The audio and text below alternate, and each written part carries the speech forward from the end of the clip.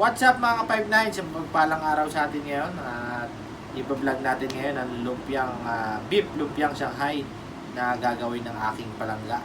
At ito yun. So, samahan nyo ako guys at intro muna tayo.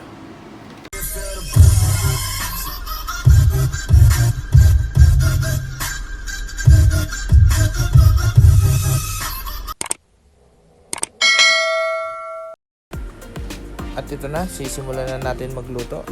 Ito ang ating mga rekado, ang beef maize o giniling na baka, at ang tinadtad na sibuyas, bawang, carrots, at ang ating almaray butter, at ating pambalot na spring roll pastry. So guys, simulan na natin at maggisa na tayo. At magpapainit na tayo ng kawali. Maglalagay ako ng konting mantika para pag maglalagay ako ng butter, hindi agad masusunog yung butter.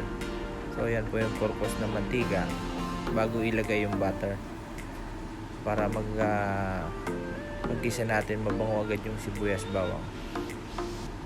Pag mainit na yung kawali at nailagay na natin ang mantika, ilalagay natin yung butter.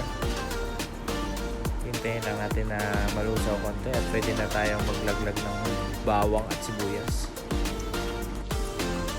So yung butter po optional lang po din yan. Pwede rin na mantika lang ang ilagay natin para maggisa. At para sa akin kasi mas masarap pag may butter siya pag naggigisa.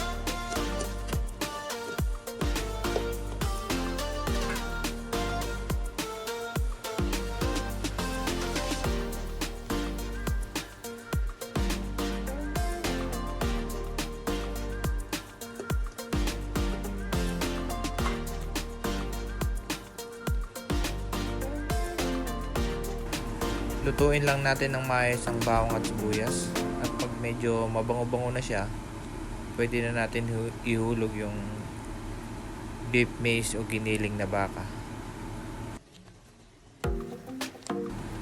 Ayan po mga 5 na yan, mabango ng ginisa natin ng sibuyas, bawang. So yung giniling na baka, drainain ko lang siya kasi medyo may tubig-tubig siya bago ko igisa, para malaglag talaga yung tubig niya. So ilagay na natin ang giniling na baka. Isabay na natin siya igisa.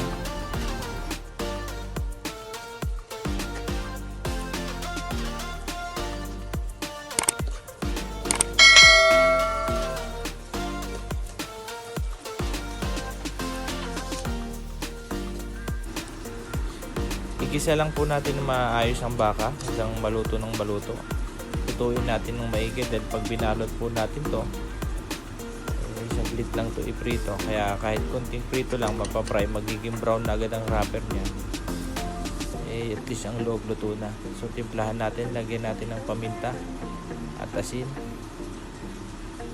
bago natin ihulog ang carrots. So vision lang po na maluto natin ng maayos yung baka.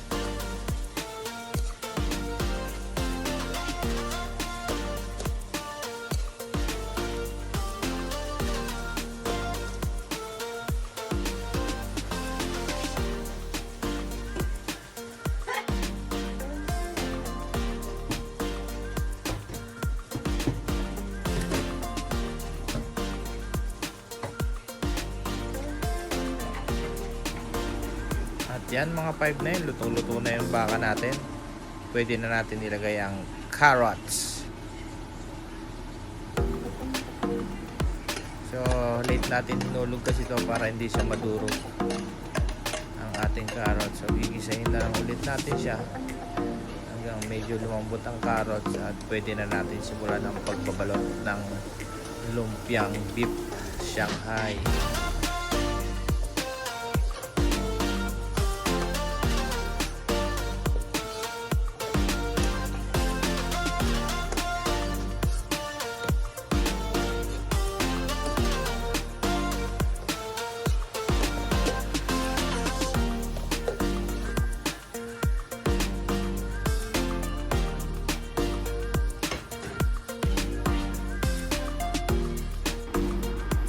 At ito na mga 5-9, tapos na natin igisa ang ating beef lumpiang Shanghai. So ilalagay na natin siya sa lumpia wrapper. Kakailanganin lang natin ng isang itlog para pang close natin pag nirap na natin sa lumpia wrapper. So guys, samahan natin ang aking palangga at siya ay magbabalot.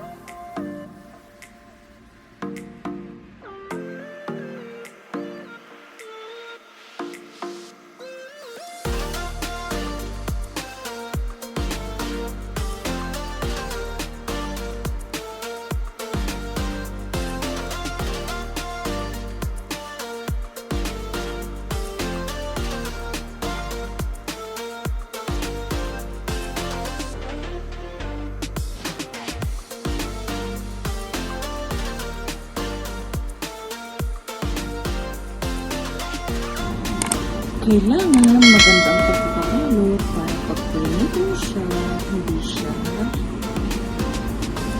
mawasak. I-close yan.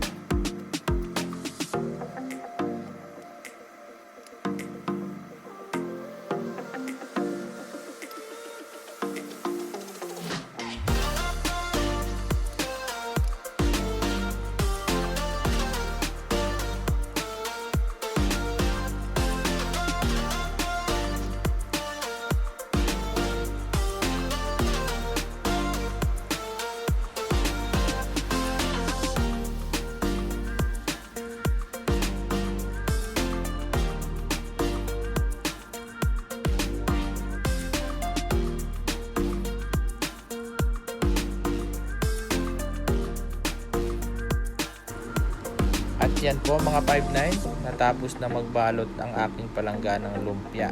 Beef Lumpiang Shanghai. So maganda po ang pagkakabalot niya. Close na close para pag ating prinito hindi siya bubuka at magkakalat sa loob ng ating mantika. So guys, samahan niyo ako, magpiprito naman tayo. At yan po mga 5'9", simulan na natin magprito. So magpiprito ako sa kasirola lang para madaling maluto ang ating lumpiang Shanghai.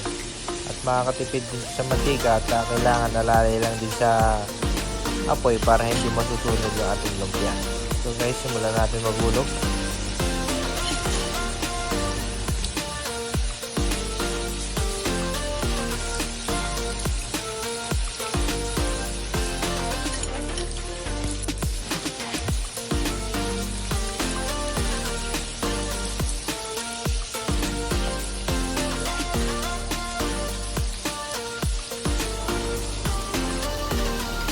At yan mga 5'9", golden brown ng ating lumpiang beef lumpiang Shanghai.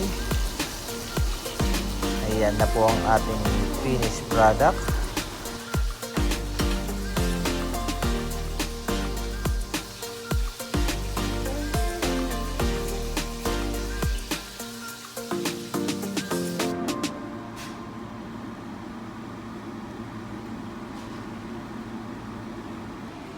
At yun na nga mga 5'9", nakapagprito na tayo ng lumpiang beef lumpiang Shanghai. So, at kung bago ka pa sa channel ko, please like, share, and subscribe to my channel. At kung may comment ka, please comment below. At kain na muna tayo. So guys, maraming salamat sa mga nanood at sana ay nakatulong sa mga gagawa ng beef lumpiang Shanghai. So guys, thank you so much!